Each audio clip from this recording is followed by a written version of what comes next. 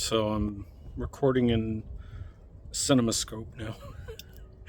um, long have I been aware of the maligned habit of people recording in portrait, and I find myself agreeing that portrait mode recording should be restricted to only specific circumstances as being an acceptable practice. So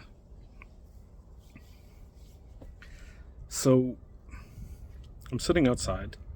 It's a beautiful day out. Figure the environment also for what I wanted to talk about. Maybe something a bit more of a contemplative venue. My sister Elizabeth, I saw a post of hers on Instagram. It was a picture of our grandfather Nathan and grandmother Bessie on their wedding day. It was a black and white photo of my grandfather in top hat and tails, and my grandmother looking radiant in her ornately decorated and absolutely stunning wedding gown. And the happiness is just the effulgence of their love and glory in that moment. Just even though the photo was in black and white, they were married in 1939, by the way. So hence black and white. It was just a golden, beautiful photo. And my sister commented that it's been 7 years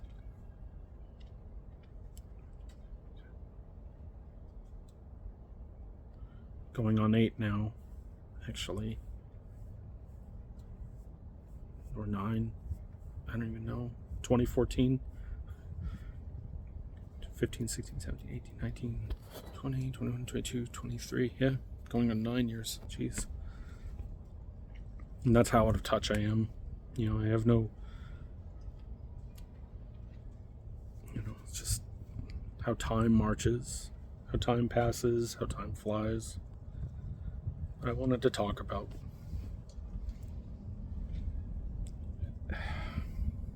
I mentioned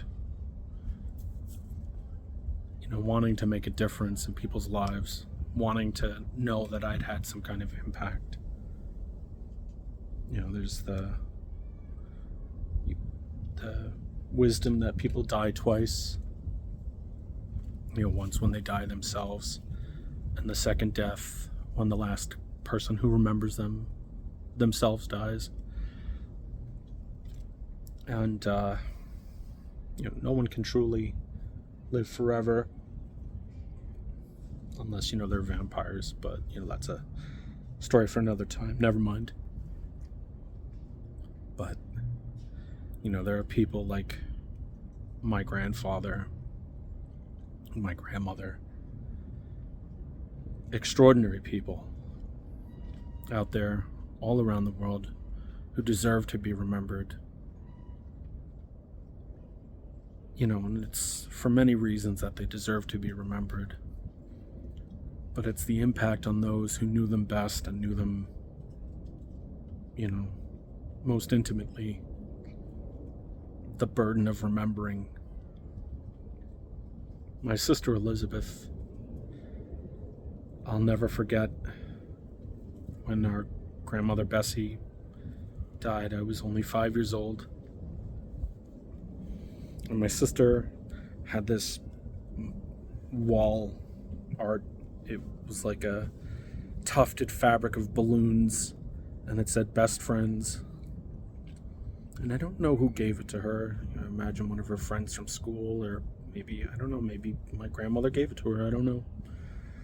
But I remember she brought it along to the burial, and as my grandmother's coffin was being lowered into the ground, she placed it on top of the coffin.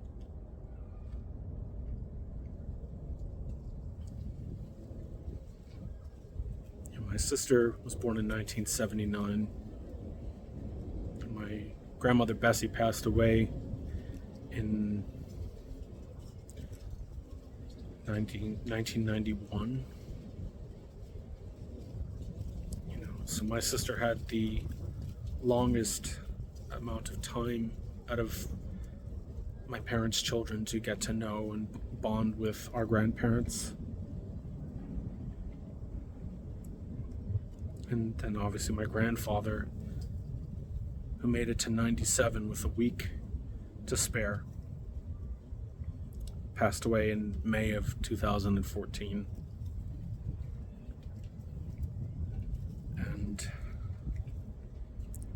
the day is just a blur. That moment.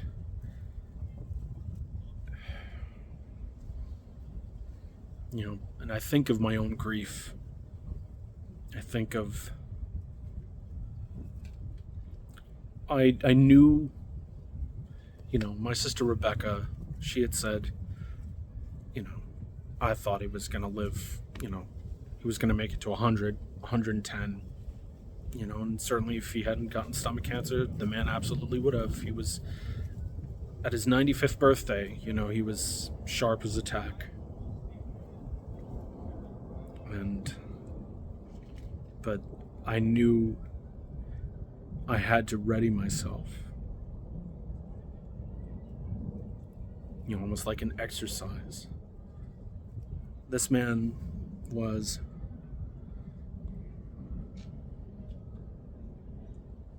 my father's my hero. But my grandfather, Grandpa Nathan, he was a second father to me because he was a hero. He was a hero to everyone who knew him.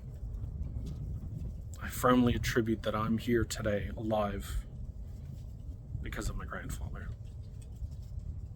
The colossal number of screw-ups that I've made that he managed to bail me out of. And the colossal number of screw-ups that I avoided because I thought, if I do this, it would kill him. Or if I do this, it'll be just another thing that he has to bail me out of. Or this is going to be just another thing that's going to humiliate and crush him. I mean, I thought about these things with my father and my family as well, but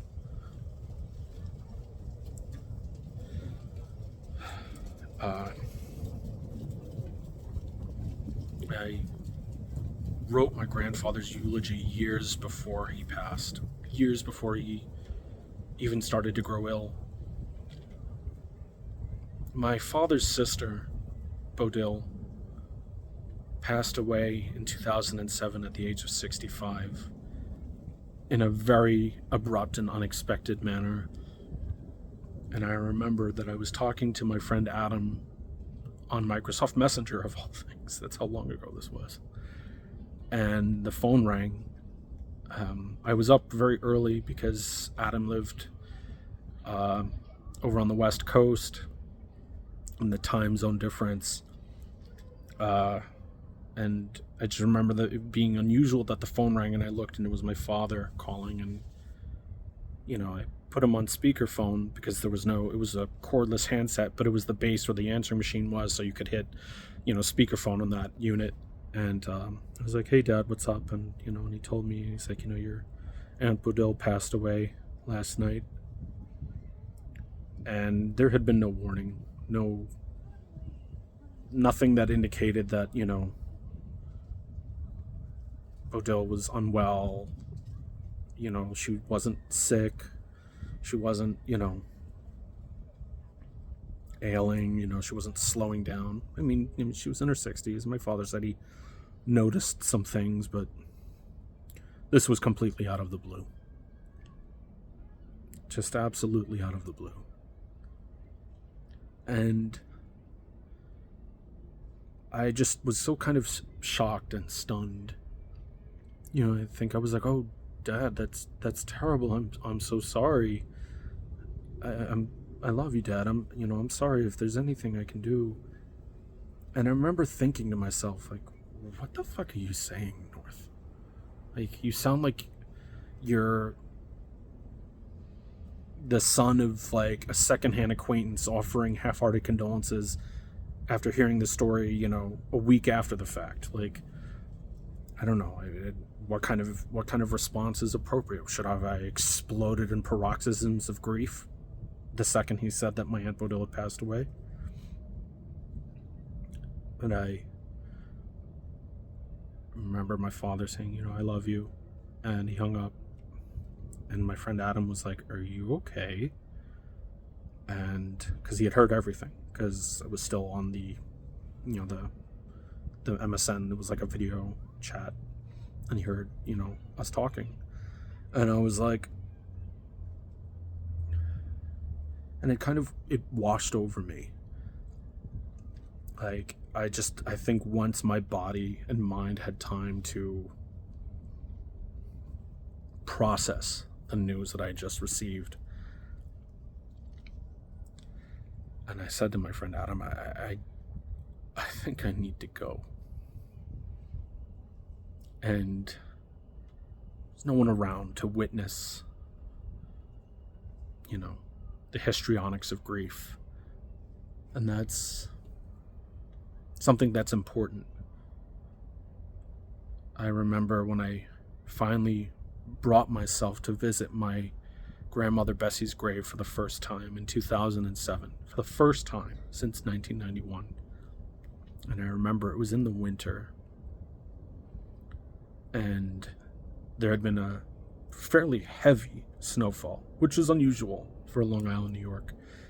And I was determined to visit my grandmother's grave before I left for college. And the cemetery was empty.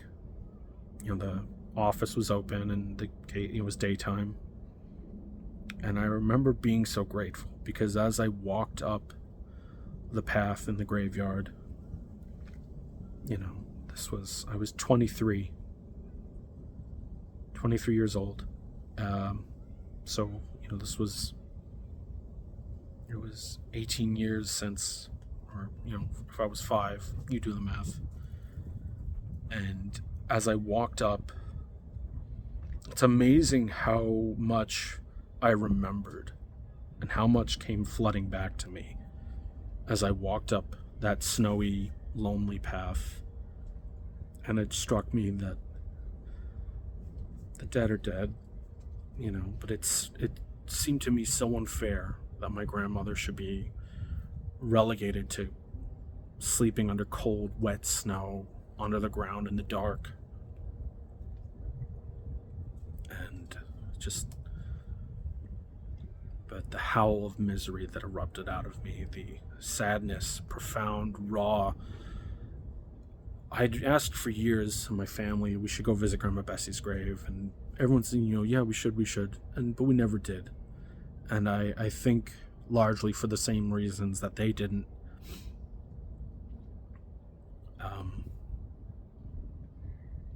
I don't think that I would have. You can't enjoy visiting someone's grave, or you shouldn't enjoy, not in the usual context of the word enjoy, but like, I could not have processed that moment in the way that I needed to if I'd had eyes on me, watching me. I could not have had that unfettered and much needed opportunity to be alone with 18 years of grief and sadness, and to finally have the opportunity to express that emotion. And it was such that morning there in the living room, after I got off the phone with my father and told my friend Adam that I needed to take my leave.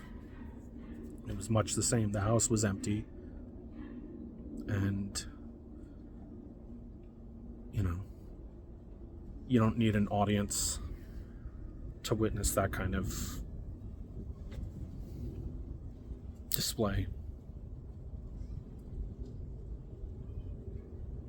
And it was because of that I knew I needed to prepare myself. I hadn't considered myself to be exceptionally close with my father's sister, my Aunt Bodil. But I realized I saw all of the happy memories of holidays and family get-togethers, going out sailing on Long Island Sound, and Easter and picnics. You know, I saw how my aunt and uncle were a unifying and cohesive element in the fabric of my family, and I wasn't mourning just her death or her passing, but exactly the things that I feared, in terms of the unification that was enabled by my aunt and uncle's presence.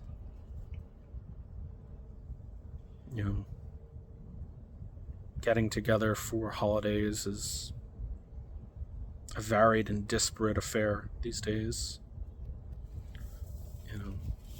And the younger generation doesn't seem to ever hold to traditions the way that the older generation does. And certainly in today's day and age of millennials and cell phones and the me generation and being self-centered, and I don't feel that the values that our parents were raised with and their parents were raised with are being passed on, being fomented, espoused.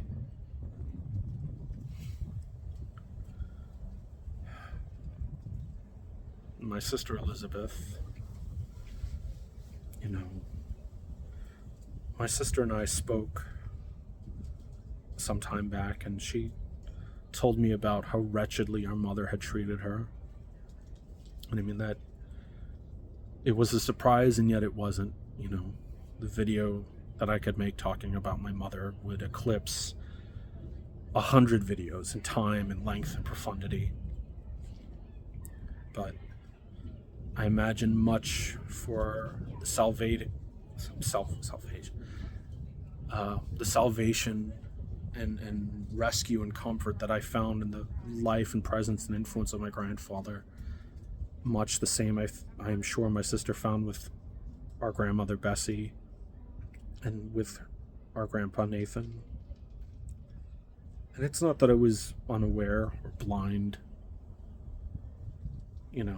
to how others would grieve and feel the loss of this man when he died. But I don't think I ever really took a moment to kind of contemplate on their behalf, my sisters and family, how the absence of this titan in our family would be felt. My sister wrote a beautiful caption to that photo of our grandparents on their wedding day. And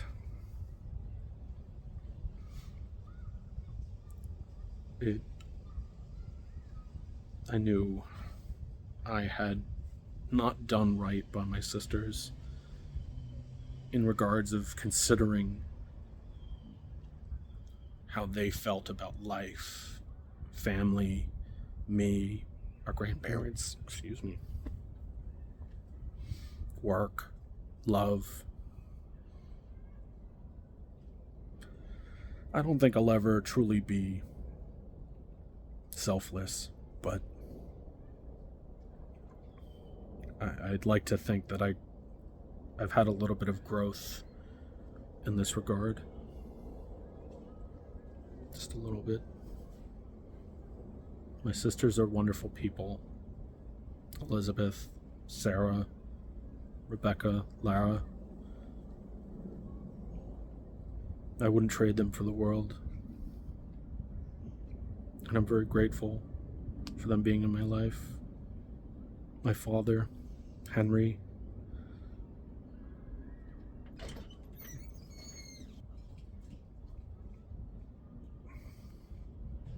And I could make an hour-long video about my father. I probably will, actually. but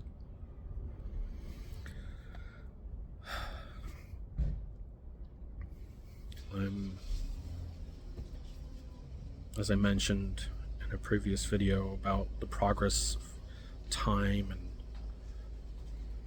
feeling my validity as a person ebb, and how the world is moving at the same speed it always has, but I'm just not moving as quickly as it is anymore. I think of my family, and my father, he's 78, and he's a grandfather many times over now himself. I'm an uncle, and the last one of my parents' children, who's under the age of 40. I see local businesses that have been in business for 30, 50, 100 years closing up shop, announcing with a heavy heart the decision to end operations.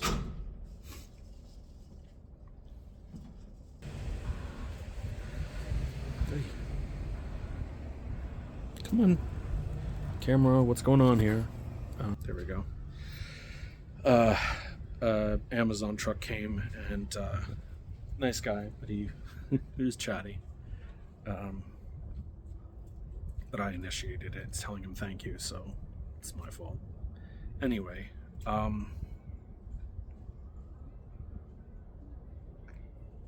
life's short, people. Don't take things for granted. It's way too easy to hear someone tell you don't take things for granted. Live in the moment. Be grateful and appreciative for the things you have. Because life is short. When humans start living 200-300 years, due to genetic, medical, and scientific breakthroughs, we can talk then. But for now,